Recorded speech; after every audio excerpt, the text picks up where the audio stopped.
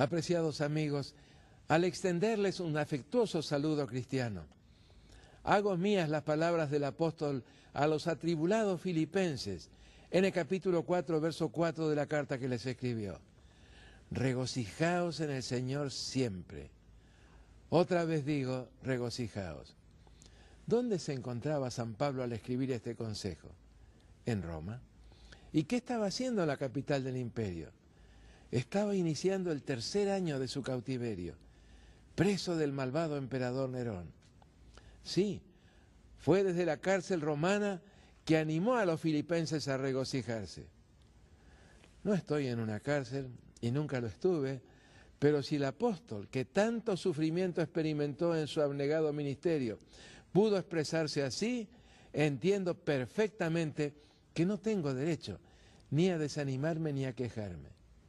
Sí, bien lo sé, que en un mundo como el nuestro, en el que fuerzas tan antagónicas como irreconciliables agolpan nubes amenazadoras sobre el derrotero de su historia, más realistas podrían resultar expresiones de pesimismo, desconfianza y desánimo. Y sin embargo, el valiente consejo que el apóstol nos envía desde una cárcel nos llama con potente voz a seguir teniendo esperanza, aunque todo parezca conspirar contra nosotros. Mis estimados amigos, si hablamos de confianza, es porque hay razones para hacerlo, porque el fundamento de nuestra esperanza, la esperanza cristiana, no está en los hombres, sino en Dios.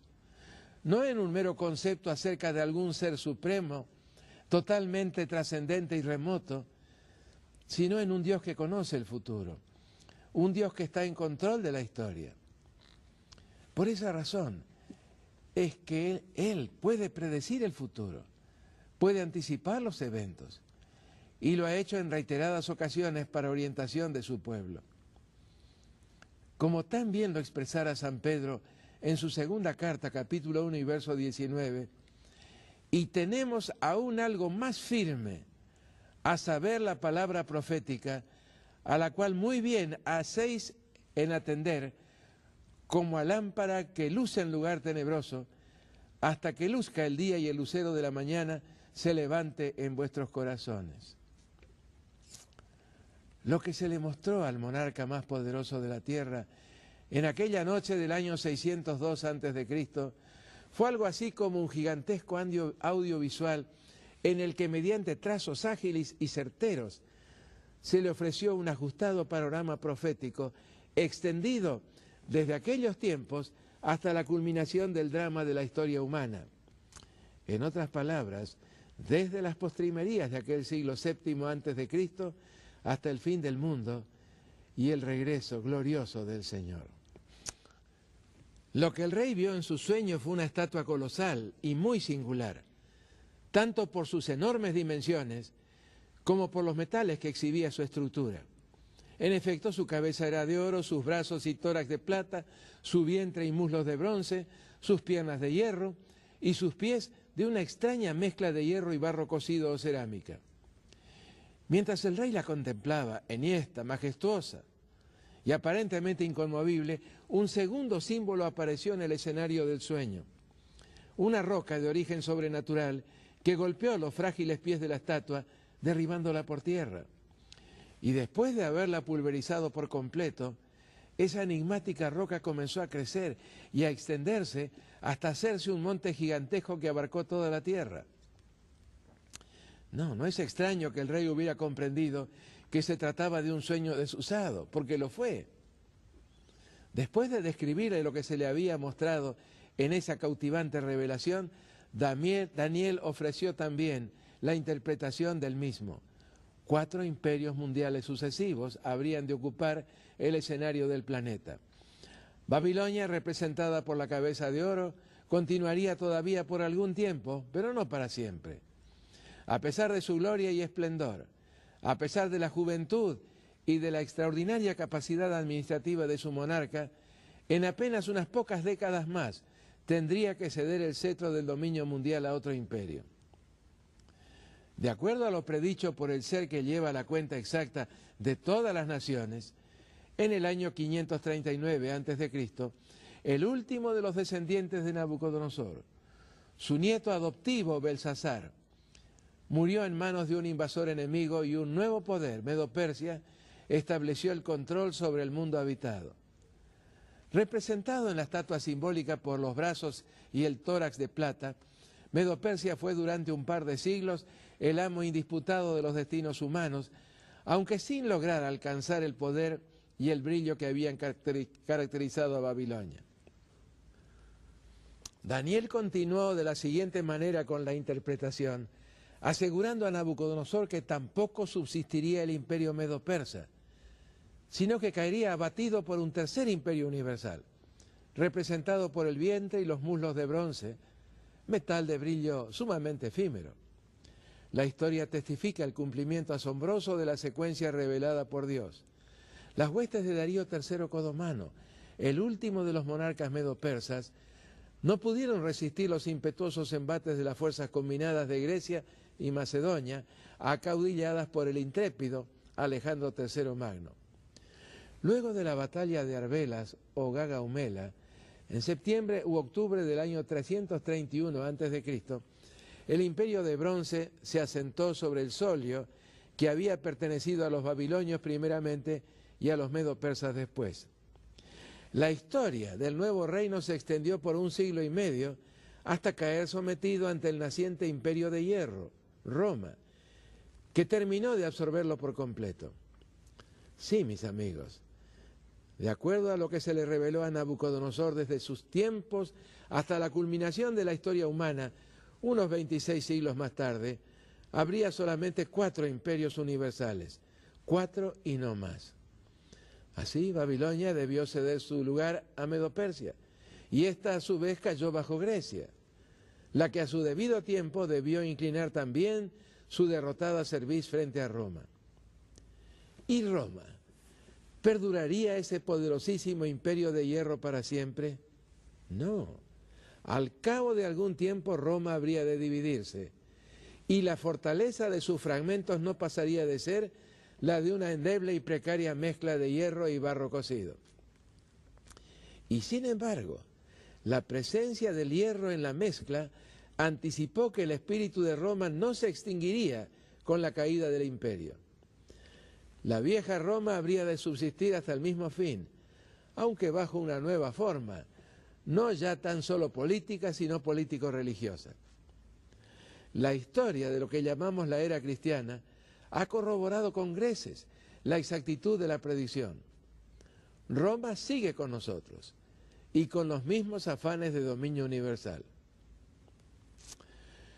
Retomando el hilo de la interpretación, la preanunciada división del Imperio Romano, simbolizada en el sueño del monarca por los pies de hierro y ladrillo, se produjo en el siglo V de la era cristiana, cuando una Roma corrupta y envilecida cayó bajo el embate de las hordas saqueadoras procedentes del centro de Europa, tribus germánicas, las que con distintos nombres y caudillos se fueron posesionando paulatinamente del territorio de lo que había sido aquel gigantesco imperio.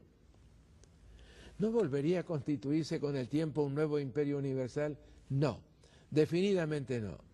Por lo menos no antes que la historia humana estuviera a punto de concluir. En las palabras que el mismo Daniel dirigió al rey, encontramos la anticipación de esa imposibilidad. A pesar de que las leímos juntos en nuestro estudio anterior, su importancia es tal como para justificar su repetición. Pero lo haremos ahora en otra versión, la de Nácar Colunga. Daniel 2, 41 al 43. Lo que viste de los pies y los dedos, parte de barro de alfarero, parte de hierro, es que este reino será dividido, pero tendrá en sí algo de la fortaleza del hierro, aunque viste el hierro mezclado con el barro. Y el ser los dedos parte de hierro, parte de barro, es que este reino será en parte fuerte y en parte frágil. Viste el hierro mezclado con barro, porque se mezclarán con alianzas humanas, pero no se pegarán unos con otros como no se pegan el hierro y el barro. Oh, sí, se mezclarían, se realizarían muchos intentos de volver a consolidar su poder y dominio. Se trataría de lograrlo mediante la unión de las naciones en que se dividió Roma, tanto mediante conquistas militares como alianzas matrimoniales.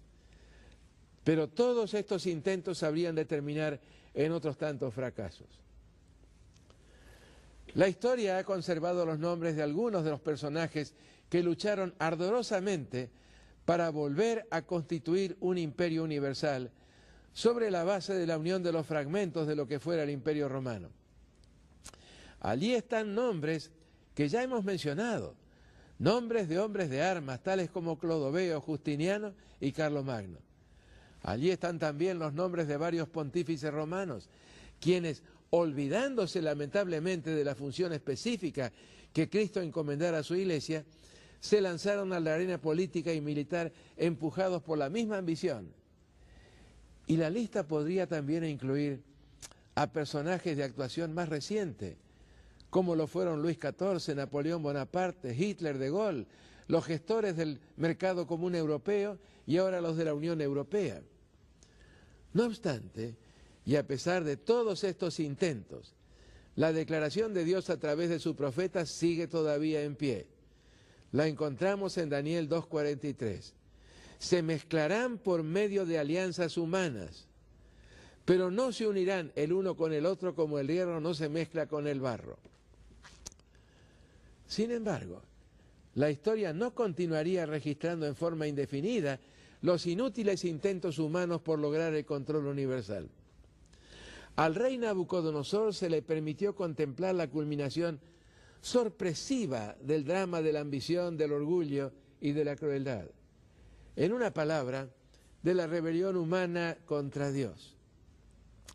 Daniel 2, 44 y 45 dice, y en los días de estos reyes, es decir, mientras todavía continuaran los afanosos intentos por lograr un gobierno universal, global, el Dios del cielo levantará un reino que no será jamás destruido, ni será el reino dejado a otro pueblo.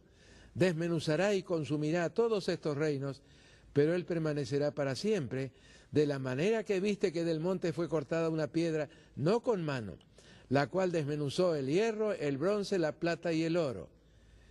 El gran Dios ha mostrado al rey lo que ha de acontecer en lo porvenir, y el sueño es verdadero y fiel su interpretación. ¡Qué promesa tan extraordinaria! ¡Qué seguridad tan alentadora! La historia humana concluirá con el establecimiento del reino de Dios. Ese reino no coexistirá con ningún otro reino o imperio, sino que los reemplazará a todos en forma dramática y definitiva. Así como los otros se fueron sucediendo cronológicamente, lo mismo ocurrirá con el establecimiento del reino de Dios. Varias otras secuencias proféticas de la palabra de Dios, en este mismo libro de Daniel y en el Apocalipsis, revelan aspectos adicionales de la historia humana. Pero la clave para interpretar correctamente los acontecimientos, la verdadera filosofía de la historia, es la que le fue presentada a Nabucodonosor a poco de comenzar su largo reinado. Y este exponente máximo del paganismo de sus días, este genio de la grandeza y el brillo de Babilonia, al escuchar este magnífico preanuncio profético, se postró rostro en tierra y exclamó, ciertamente el Dios vuestro es Dios de dioses y el Señor de los reyes y el que revela los misterios, pues pudiste revelar este misterio. Nabucodonosor llegó a captar la gran verdad, la verdad que alumbra toda la maraña de los acontecimientos humanos, que el control de la historia está en última y básica instancia en las manos de Dios. Esta verdad sigue en pie, a pesar del paso de los siglos. Y en los comienzos de este siglo XXI, cuando la desorientación y la confusión parecen haberse asentado como una nube tóxica sobre el planeta, esta gran verdad no ha caducado. Todo sigue estando bajo control. Este notable capítulo del libro del profeta Daniel, el capítulo 2, se cierra con la maravillosa seguridad de que Dios intervendrá en forma decisiva en la historia humana estableciendo un reino que nunca se corromperá, un reino que permanecerá para siempre. Todavía estamos bajo el símbolo de la estatua, en el período correspondiente a los pies de hierro y barro cocido. A unos 1500 años o poco más del momento cuando el Imperio Romano, el último de los 4, se fragmentó, resulta claro que no puede estar lejano el momento cuando la roca destruya definitivamente la estatua de los intentos humanos por controlar la historia y de ella surja el reino definitivo, el reino de Cristo y de Dios. Mis estimados amigos, y esta es una verdad realmente solemne, todos y cada uno de nosotros, por elección propia, estamos en uno de estos dos ámbitos. Como ya lo mencionamos anteriormente, o en el de la estatua o en el de la roca. Dos presentes y dos destinos. O el uno o el otro. Honestamente, ¿en cuál de los dos me encuentro yo? ¿En cuál de los dos se encuentra usted? ¿No es todo esto algo sencillamente extraordinario?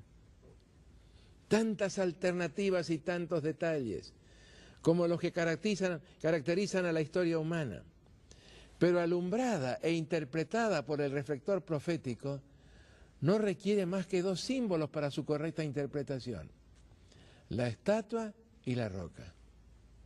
Sí, es cierto, la estatua todavía sigue en pie, no ha sido derribada todavía, pero ya alcanzamos a distinguir en la distancia la aproximación de la roca que pondrá fin al reinado de la estatua. Qué clara presentación de la verdadera filosofía de la historia. Resulta claro, por otro lado, que los ciudadanos que habrán de constituir ese reino tendrán que haber experimentado un cambio, una transformación más o menos completos en sus vidas. Antes de poder integrar el mismo, tendrán que haber terminado en ellos la lucha por la supremacía, la rebelión contra Dios, el afán de dominio y opresión de los más débiles.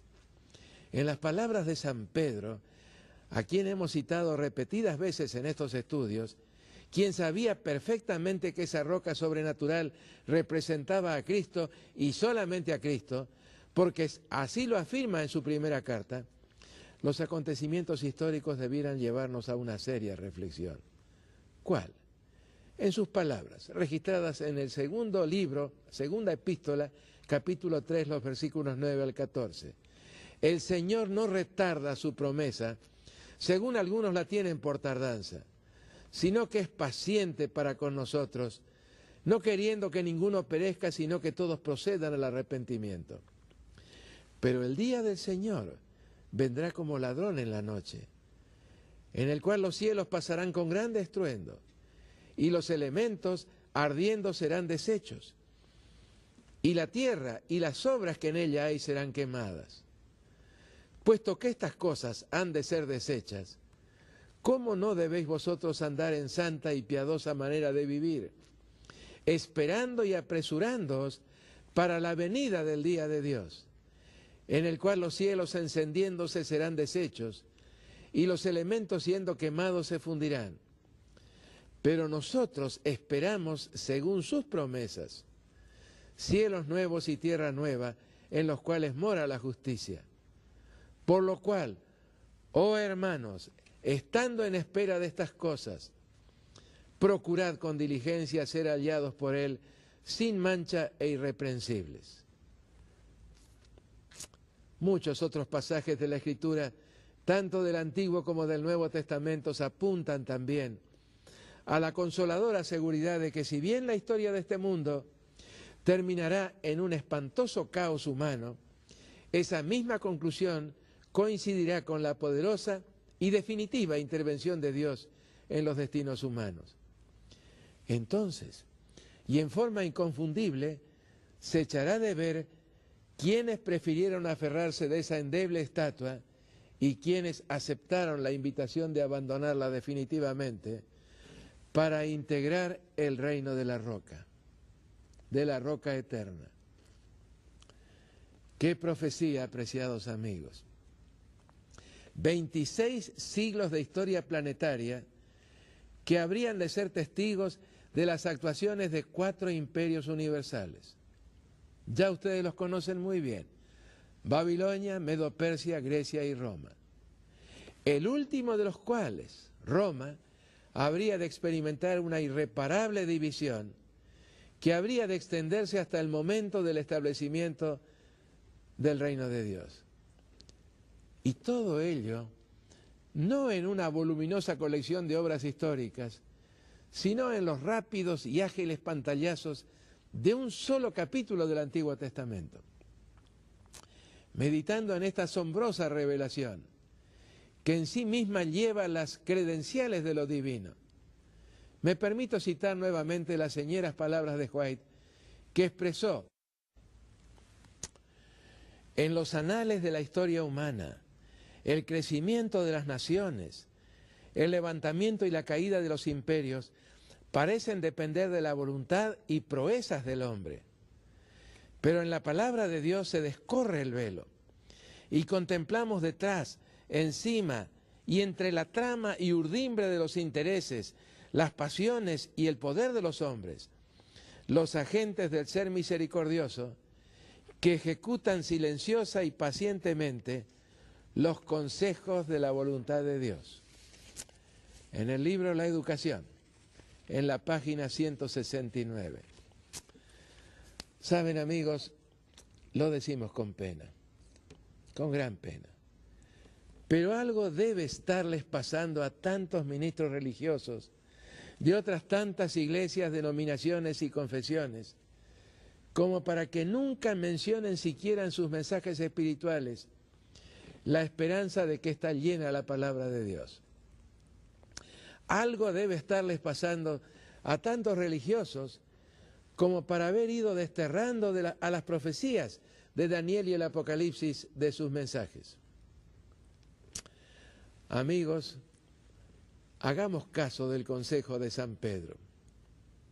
Dios nos ha dado la segura, la permanente palabra profética para que sea como una antorcha en nuestro camino hacia el incierto futuro, hasta que el lucero, la estrella de la mañana, Cristo Jesús, aparezca con todos sus ángeles para hacer caer el telón sobre el drama del pecado y del dolor, de la muerte, y levantarlo luego para permitirnos contemplar alborozados el establecimiento de su maravilloso reino de felicidad y amor. Déjenme decirles algo más en relación a esto.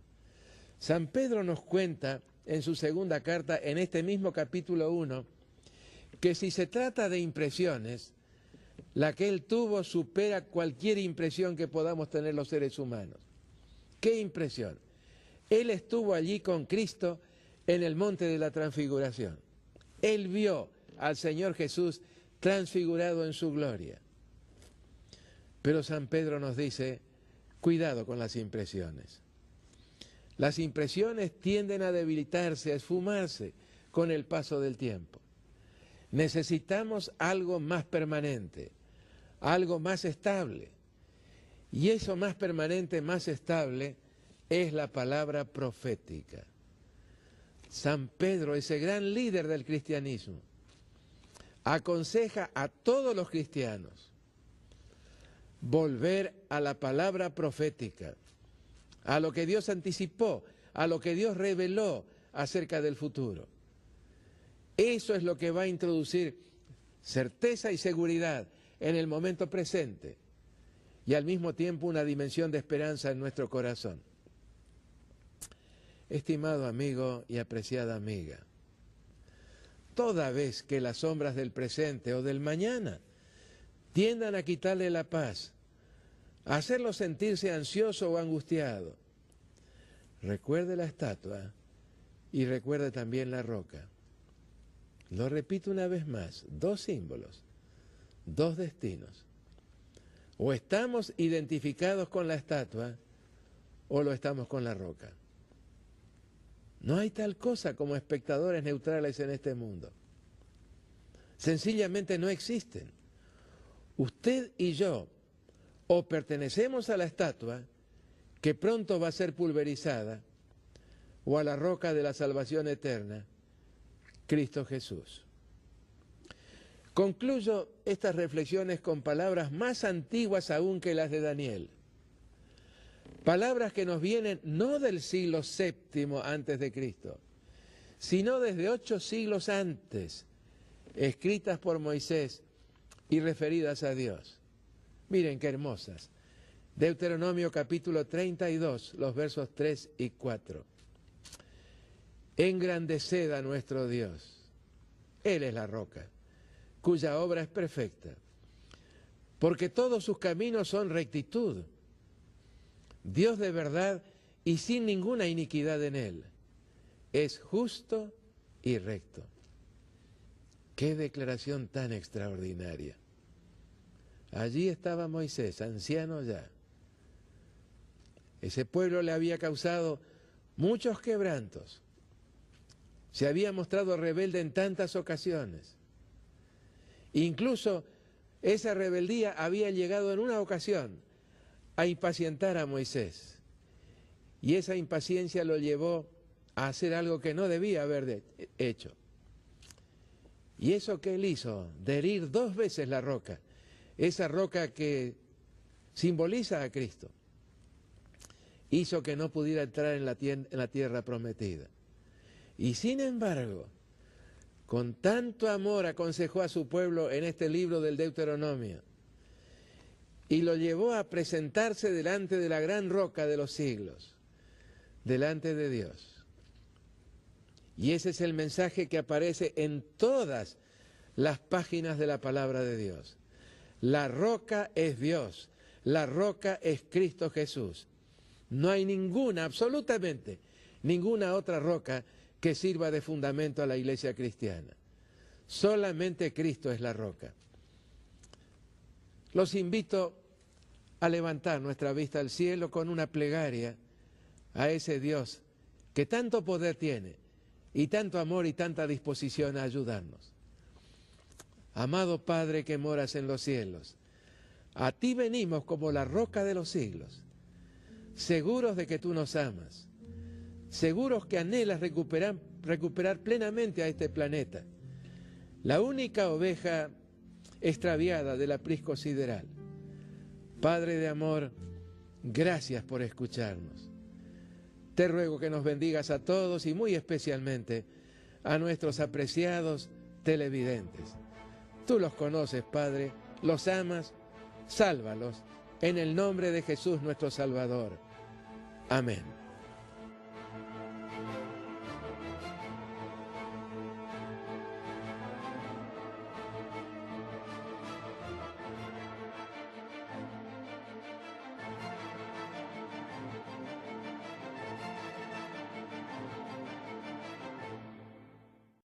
Desconfianza y desánimo.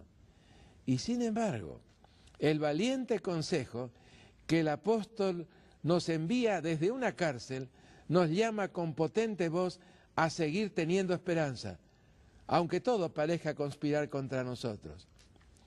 Mis estimados amigos, si hablamos de confianza es porque hay razones para hacerlo, porque el fundamento de nuestra esperanza, la esperanza cristiana, no está en los hombres, sino en Dios. No en un mero concepto acerca de algún ser supremo, totalmente trascendente y remoto, sino en un Dios que conoce el futuro, un Dios que está en control de la historia. En aquella noche del año 602 a.C., fue algo así como un gigantesco audiovisual en el que mediante trazos ágiles y certeros se le ofreció un ajustado panorama profético extendido desde aquellos tiempos hasta la culminación del drama de la historia humana. En otras palabras, desde las postrimerías de aquel siglo VII antes de Cristo hasta el fin del mundo y el regreso glorioso del Señor. Lo que el rey vio en su sueño fue una estatua colosal y muy singular, tanto por sus enormes dimensiones como por los metales que exhibía su estructura. En efecto, su cabeza era de oro, sus brazos, iniciando el 3er año de su cautiverio, preso del malvado emperador Nerón. Sí, fue desde la cárcel romana que animó a los filipenses a regocijarse. No estoy en una cárcel y nunca lo estuve, pero si el apóstol, que tanto sufrimiento experimentó en su abnegado ministerio, pudo expresarse así, entiendo perfectamente que no tengo derecho ni a desanimarme ni a quejarme. Sí, bien lo sé, que en un mundo como el nuestro, en el que fuerzas tan antagónicas como irreconciliables agolpan nubes amenazadoras sobre el derrotero de su historia, más realistas podrían resultar expresiones de pesimismo.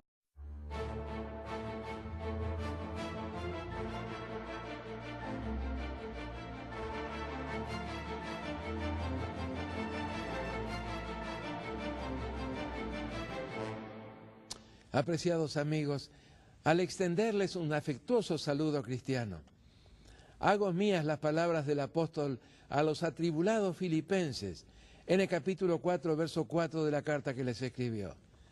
Regocijaos en el Señor siempre. Otra vez digo, regocijaos. ¿Dónde se encontraba San Pablo al escribir este consejo? En Roma. ¿Y qué estaba haciendo en la capital del imperio?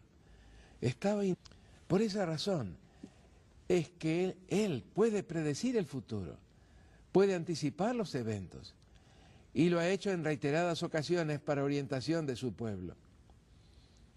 Como tan bien lo expresara San Pedro en su segunda carta, capítulo 1 y verso 19, y tenemos aún algo más firme, a saber la palabra profética, a la cual muy bien hacéis en atender, como a lámpara que luce en lugar tenebroso, hasta que luzca el día y el lucero de la mañana se levante en vuestros corazones.